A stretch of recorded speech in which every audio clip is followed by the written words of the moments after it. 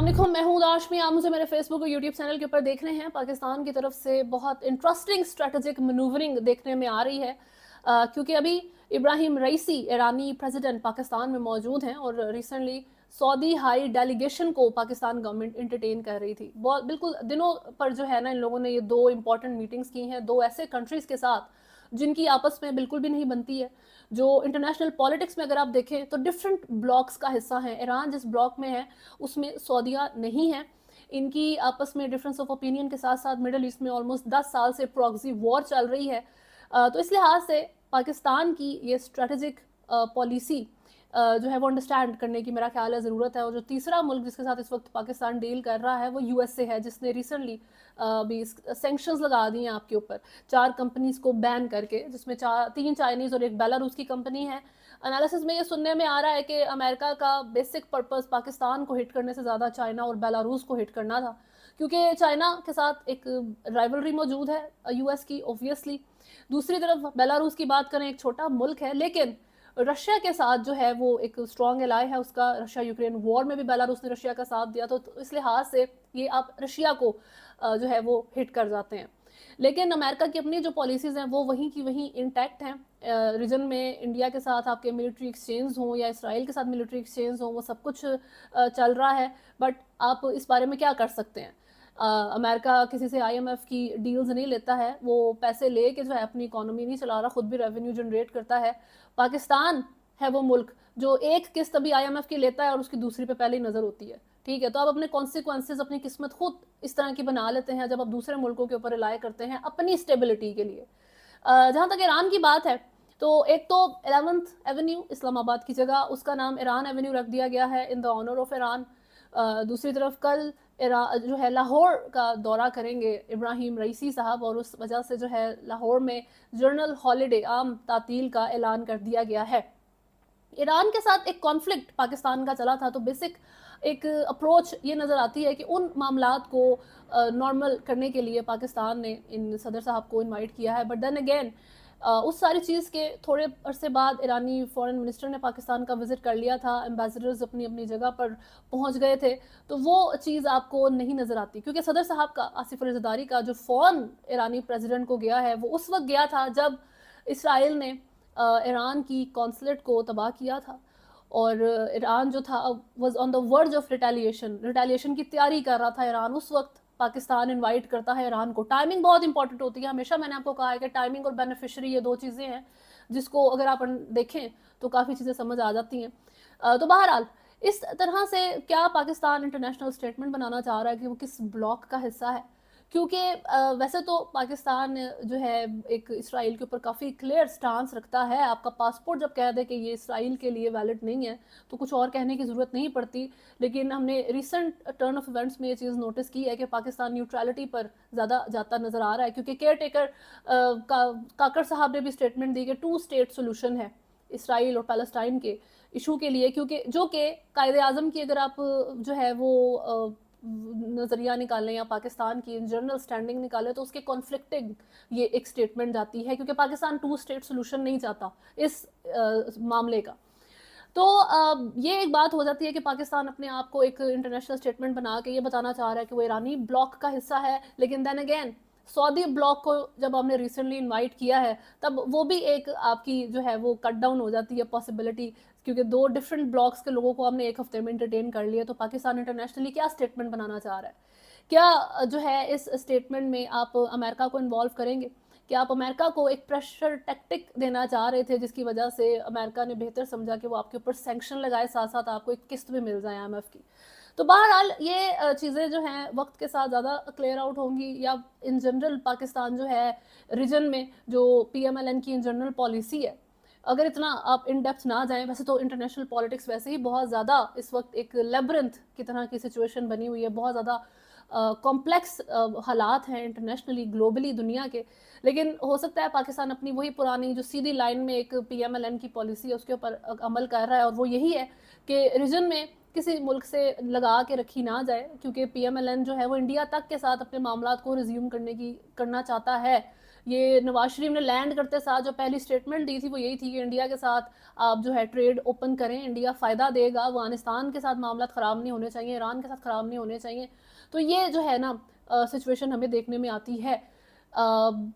Pakistan international narrative building में सबसे ज़्यादा तब गया था जब इमरान खान वज़ीर आज़म थे। इस वक्त खान साहब की और PMLN की अच्छाइयाँ बुराइयाँ यहाँ पर नहीं हो रही हैं, इस वक्त सिर्फ पाकिस्तान की ओवरऑल इंटरनेशनल स्टैंडिंग्स के ऊपर बात हो रही है कि जब इमरान खान ने UN में जाके अपनी तकरीर की थी, फिर OIC की मीटिंग्स पर कश्मीर और पैलेस्टाइन के इशूज़ रेज होते थे और पाकिस्तान का जो जनरल स्टांस है वो उसको लेकर बहुत ज़्यादा स्पीच करते थे और जो भी मामलात रहे हैं वो आपने खुद देखे हैं। तो वो एक टाइम था जब पाकिस्तान अपने नैरेटिव को लेके न्यूट्रलिटी से हटा था। लेकिन जो PMLN है वो काफ़ी ज़्यादा एक न्यूट्रल अप्रोच रखती है when it comes to foreign affairs. तो वो एक सिचुएशन हो सकती है कि वो चाहता है कि ईरान के साथ और सऊदीया के साथ, चाइना के साथ, अफगानिस्तान के साथ आपके मामला जो हैं वो काफ़ी सेटल डाउन हो गए, काम डाउन हो जाए। लेट्स सी ये सिचुएशन किस तरीके से है। और ज़िमनी इलेक्शंस की बात करें तो PMLN लीड ले जाती है, PTI का सारी चीज़ को लेकर नैरेटिव यही है कि जी धांधली हुई है, ड्रामेबाजी हुई है। अली मोहम्मद खान कहते हैं कि ये 8 फरवरी के जनरल इलेक्शंस की रेपिटिशन से ज़्यादा कुछ भी नहीं था। उमर अयूब जो कि अपोजिशन लीडर हैं, उनका कहना था इतने वोट तो शहबाज शरीफ को नहीं मिले जितने इसकी जगह खड़े हुए ज़िमनी इलेक्शन लड़ने वाले बंदे को मिल गए हैं। इंटरनेट की सर्विस बंद कर दी गई थी, ढोंग रचाया गया है सारा। तहरीक तहफ़्फ़ुज़ आइन पाकिस्तान के तहत फैसलाबाद से एहतजाज का आगाज़ करेंगे, कराची में भी अलायंस के प्लेटफॉर्म से एहतजाज होगा, जुमे को तमाम सूबाई सीटों पर भरपूर एहतजाज का ऐलान करते हैं। गुजरात में भी एक बड़ा जलसा किया जाएगा, अंदरून सिंध, खैबर पख्तूनख्वा में भी भरपूर जलसे करेंगे। PTI के फर्दर मामलात में जो सुन्नी इत्तेहाद कौंसिल की जानिब से नामजद शेर अफजल मरवत को चेयरमैन PAC बनाने की जो दरख्वास्त थी, वो उन्होंने जो उनका नामजद किया था नाम, उसको उन्होंने मुस्तरद कर दिया है हुकूमत ने, उन्होंने इनकार कर दिया है। तफसीलात के मुताबिक चेयरमैन PAC के मामले पर हुकूमत और अपोजिशन में तनाज़ा पैदा हो गया। सुन्नी इत्तेहाद कौंसिल ने शेर अफजल मरवत को चेयरमैन PAC के लिए नामजद किया था, ताहम हुकूमत ने मरवत साहब को चेयरमैन PAC बनाने से इनकार कर दिया। स्पीकर कौमी असम्बली सरदार अयाज सादिक ने हुकूमती मौक़िफ़ कायद हस्बे इख्तलाफ को बता दिया कि चेयरमैन PAC के लिए शेर अफजल मरवत नाकाबिल कबूल है। ज़राए का कहना है कि हुकूमत एक संजीदा और तजर्बाकार पार्लियामेंटेरियन को चेयरमैन PAC बनाने की हामी है। अपोजिशन को चेयरमैन PAC के लिए नया नाम तजवीज़ करने का ऑप्शन दिया गया है। सुन्नी इत्तेहाद कौंसिल ने मामले पर अपोजिशन जमातों से मुशावरत के लिए वक्त मांग लिया है। ज़राए के मुताबिक हुकूमत ने शेर अफजल मरवत का नाम वापस लेने की सूरत में मुतबादिल हिकमत अमली पर मुशावरत शुरू कर दी है। चेयरमैन PAC का मनसब जमीयत उलमा इस्लाम को देने का ऑप्शन ज़ेरे गौर है। शेर अफजल मरवत यानी कि एक संजीदा पार्लियामेंटेरियन नहीं है, तो आप एक ऐसा बंदा लेकर आए, हुकूमत ने कहा है, जो संजीदा हो, तजर्बाकार हो। तो मरवत साहब तो अपनी पार्टी को नहीं छोड़ते, अपनी पार्टी के लोगों को नहीं छोड़ते, तो वो दूसरे लोगों के लिए या एक पूरे पार्लियामेंट में PAC चेयरमैन PAC के लिए किस तरह से एक सूटेबल नाम हो सकते हैं। मैंने पहले ही सारी चीज़ के ऊपर बात की थी कि शेर अफजल मरवत की जो पॉलिसी अब नज़र आती है PTI की तरफ से, तो यही लगता है कि शायद PTI ने ही शेर अफजल मरवत को तैयार करके इस तरह का बनाया हुआ जिस तरह के वो हैं। और वो जितनी भी आदिल राजा टाइप का जो एक नैरेटिव बनाया गया था कि ये टाउट है, बाहर का बंदा है, PTI को अंदर से तोड़ने के लिए मौजूद है, वो चीज़ें काफ़ी डाई आउट हो जाती हैं जब आप इस तरीके से इतनी प्रोटेक्शन PTI के अंदर से आती देखते हैं शेर अफजल मरवत के लिए। जैसे आप ये रिसेंट सऊदीया की ही स्टेटमेंट ले लें, बहुत क्रिटिसिज्म हुआ था, एक फॉरेन अफेयर्स के मामला जो हैं वो अनडू नहीं होते इजीली। तो ऐसी स्टेटमेंट्स देने पर भी इमरान खान जो है वो हंस के कहते हैं थोड़ी अकल करें, और शेर अफजल मरवत जो है वो अकल नहीं करते, वो कहते हैं मैं अपने मौक़िफ़ पे कायम हूँ, मैं मानता हूँ सऊदीया इन्वॉल्व था, ये मेरा ज़ाती मौक़िफ़ है, कोई ना माने खैर है। इमरान खान इवन कह रहे हैं, आप अंदाज़ा इस चीज़ से करें कि इवन इमरान खान जिसके जो लीडर है शेर अफजल मरवत साहब के, वो कह रहे हैं कि सऊदीया इन्वॉल्व नहीं था, लेकिन मरवत साहब कहते हैं नहीं जी इन्वॉल्व था, ये मेरा मौक़िफ़ है, मैं नहीं हटता इससे। तो बहरहाल जी इनको जो है हुकूमत की तरफ से इनका नाम एक्सेप्ट करने के लिए इनकार कर दिया गया है चेयरमैन PAC के लिए। और एक नया ग्रुप जो है वो सामने आया है, उस ग्रुप का नाम है जी वेल विशर्स ऑफ पाकिस्तान, यानी कि पाकिस्तान के खैर ख्वाहों का ग्रुप। इस सारी चीज़ से मुतल्लिक अंसार अब्बासी साहब रिपोर्ट कर रहे हैं। सबसे पहले तो ये एक क्रेडिबल सीनियर जर्नलिस्ट हैं, और एक चीज़ जो अंडरस्टैंड करने की है वो ये है कि जब अंसार अब्बासी साहब इस तरह से रिपोर्ट करेंगे किसी मामले को, तो वो एक मैसेज ज़्यादा होता है दूसरी तरफ से जो कि डेलिब्रेटली पहुंचाया जा रहा होता है आवाम तक या दूसरी पार्टी तक, और एक रिपोर्टिंग कम होती है। तो बहरहाल जी अंसार अब्बासी साहब कहते हैं कि 2 दिन कबल मुझे एक सोर्स से मालूम हुआ है कि चंद अहम शख्सियात इमरान खान और एस्टेब्लिशमेंट के दरमियान मामलात को सुलझाने के लिए सोच विचार कर रही हैं। इस पर मेरी इन शख्सियात में से एक से बात हुई जिन्होंने इस बात की तस्दीक करते हुए मुझे बताया कि पाकिस्तान के खैर ख्वाहों का ग्रुप, जिसमें वो भी शामिल है, ना सिर्फ इमरान खान और मिलिट्री एस्टेब्लिशमेंट के दरमियान बढ़ती कुशीदगी का मामला हल करने के लिए हिकमत अमली तैयार करने के लिए सोच विचार कर रहा है, बल्कि सियासी जमातों के दरमियान भी दुश्मनी और नफरत की सियासत का खात्मा चाहता है। पोलराइजेशन यानी कि जो मुल्क के अंदर आ गई है उसको ख़त्म करने के लिए एक वेल विशर्स का ग्रुप पाकिस्तान में बिहाइंड द कर्टन्स काम कर रहा है। अब तक कम से कम 3 पाकिस्तान के खैर ख्वाह एक दूसरे के साथ राब्ते में हैं और आइंदा दिनों में कुछ और भी लोग इस ग्रुप में शामिल हो सकते हैं, ताकि कौमी हम आहंगी और सियासी इस्तेकाम के लिए हिकमत अमली पर तबादला ख्याल किया जा सके। अभी तक जो 3 लोग आपस में इस सिलसिले में राब्ते में हैं उनमें से 2 साबिक वफाकी वज़रा हैं, जबकि तीसरी शख्सियत एक मारूफ रिटायर्ड 3 स्टार जनरल हैं। तीनों जाने पहचाने चेहरे हैं। मुझे बताया गया कि इस मरहले पर पाकिस्तान के ये खैर ख्वाह अपनी शनाख्त जाहिर करने के लिए ख्वाहिशमंद नहीं, लेकिन आने वाले दिनों में वो सामने आ सकते हैं। इस ग्रुप का सबसे बड़ा चैलेंज ये होगा कि इमरान खान और मिलिट्री एस्टेब्लिशमेंट के दरमियान खलीज को क्यों कर कम किया जाए और इमरान खान और दूसरी सियासी जमातों को कैसे एक साथ बिठाया जा सकता है।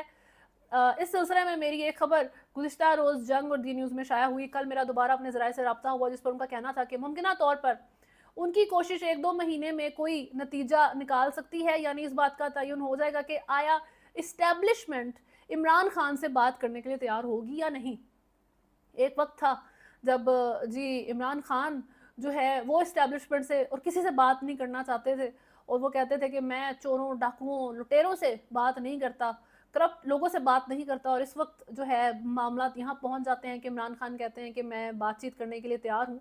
PMLN और PTI तो स्टिल एक्सेप्शन मौजूद है।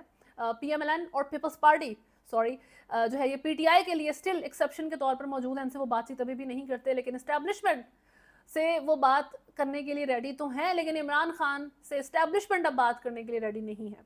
एक तो बात यह है, और जो 3 लोग इस वेल विशर्स के ग्रुप में शामिल हैं तो ये ऐसे साउंड कर रहा है जैसे कोई अवेंजर्स की मूवी होती है या फिर जो हीरोज़ की जो विजिलेंटीज़ की होती हैं फिल्म्स या मूवीज़, तो वो एक ग्रुप लग रहा है जो अब पाकिस्तान को सेव करेगा, पोलराइजेशन मुल्क से ख़त्म करेगा, लड़ाइयाँ और जो जानी दुश्मनियाँ चल रही हैं पार्टीज़ के बीच में और इदारों के बीच में, तो उस सारी सिचुएशन को बेहतर करने के लिए फ़िलहाल ये मामला चल रहा है। अंसार अब्बासी साहब इसको रिपोर्ट कर रहे हैं। आखिर में क्रॉस बॉर्डर बात करते हैं भारत की, जहाँ पर जी इलेक्शंस चल रहे हैं। मोदी साहब मुकम्मल तौर पे यकीन है उनको कि तीसरा टेन्योर उनको मिलेगा और अभी से पार्टी उन्होंने शुरू कर दी होगी। गार्डियन की तरफ से पहले भी इंडिया से मुतल्लिक उनकी ग्लोबल टेररिज्म पर रिपोर्ट किया गया था कि किस तरह इन्होंने 20 पाकिस्तानी दहशतगर्दी करके पाकिस्तान के अंदर मारे हैं। और अभी फिर से गार्डियन रिपोर्ट करता है कि जी भारत की आवाम को अपना मैंडेट मोदी को देने से पहले सोच लेना चाहिए। मोदी सरकार एक जानिब दुनिया की सबसे बड़ी जमहूरियत होने का दावा कर रही है और दूसरी जानिब इंतखाबात से पहले ही जीत का ऐलान करती नजर आती है। जमहूरियत का तकाजा है कि मुखालफिन के माबैन मुनसिफाना और बराबरी की बुनियाद पर मुकाबला और तमाम शहरियों के साथ मसावी सलूक हो। मोदी का भारत दोनों खसूसियात से महरूम है। अपोजिशन जमात के अकाउंट्स मुंजमद होना, तमाम अहम अपोजिशन लीडर्स की गिरफ्तारी और जी हथियार का इस्तेमाल, बीजेपी को 1.25 बिलियन की इमदाद हासिल होना कोई इत्तफाक नहीं हो सकता। मुख्तलिफ सर्वे से पता चला है कि भारतीय अवाम बेरोजगारी, महंगाई, आमदनी और माली अदम तहफ़्फ़ुज़ के मुतल्लिक शदीद परेशानी का शिकार है। मोदी सरकार इन तमाम मसाइल के बारे में नहायत नाक़िस रिकॉर्ड की हामिल है। भारतीय वोटर के मुताबिक मोदी के ज़ेर इक़्तिदार करप्शन और दौलत की गैर मसावी तकसीम में संगीन हद तक इजाफा हुआ है। हिंदुस्तान 200 मिलियन से ज़ायद मुसलमानों का घर है, लेकिन मोदी उन्हें नज़रअंदाज करते हुए महज हिंदू इंतहा पसंदों को तरजीह देता है, जिनकी जानिब से मुसलमानों को इम्तियाजी सलूक और तशद्दुद का निशाना बनाया जाता है। मोदी जनूबी हिंदुस्तान में मकबूलियत से महरूम है क्योंकि वहाँ इलाकाई और सकाफती शनाख्त को हिंदू मत पर तरजीह दी जाती है। जिन इलाकों में मोदी की मकबूलियत कम हो वहाँ तशद्दुद और दहशतगर्दी से हिंदू मत के कवानीन नाफिज करवाए जाते हैं। अरविंद केजरीवाल की गिरफ्तारी मोदी के अपने आप में एतमाद की कमी का सबूत है। मोदी के पास अदम तहफ़्फ़ुज़ महसूस करने की वो बहुत सी वजूहात हैं। ये सारी चीज़ जो है गार्डियन रिपोर्ट कर रहा है। पहली बात तो ये मोदी साहब की तरफ से कोई बेहतरी तो इस सारी रिपोर्ट के बाद भी नहीं आई है, बल्कि वो फ़ख्र ही करते हैं अपनी हर इस तरह की सारी बातों के ऊपर। क्रिटिसिज्म उनके ऊपर होता रहता है। क्रिटिसिज्म पसंद नहीं है लेकिन इंडिया को या मोदी को, क्योंकि ट्विटर एक्स को एलन मस्क को वो रिक्वेस्ट कर चुके हैं कि जी आप ये सर्टेन अकाउंट्स हैं इनको बैन करें, ब्लॉक करें, ये ट्वीट्स हैं इनको भी रिमूव करें क्योंकि ये मेरे खिलाफ हैं। अभी रिसेंटली संडे को इलेक्शन कैंपेन के दौरान बात करते हुए मोदी ने मुस्लिम्स को बड़े इंसल्टिंग मैनर में एड्रेस किया है, इन्फिल्ट्रेटर्स कह के।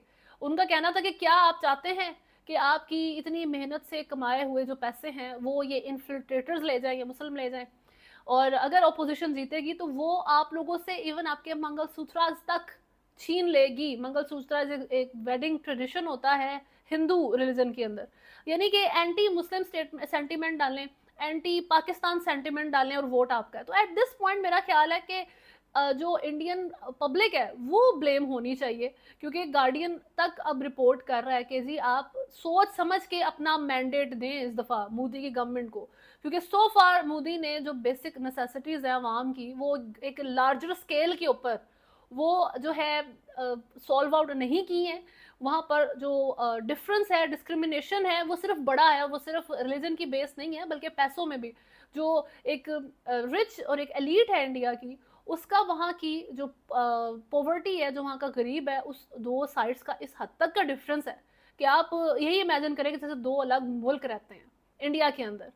दूसरी तरफ रिलीजन का जो इस्तेमाल मोदी साहब करते हैं, इससे ज़्यादा उनकी परफॉर्मेंस में कोई चीज़ इन्वॉल्व नहीं है।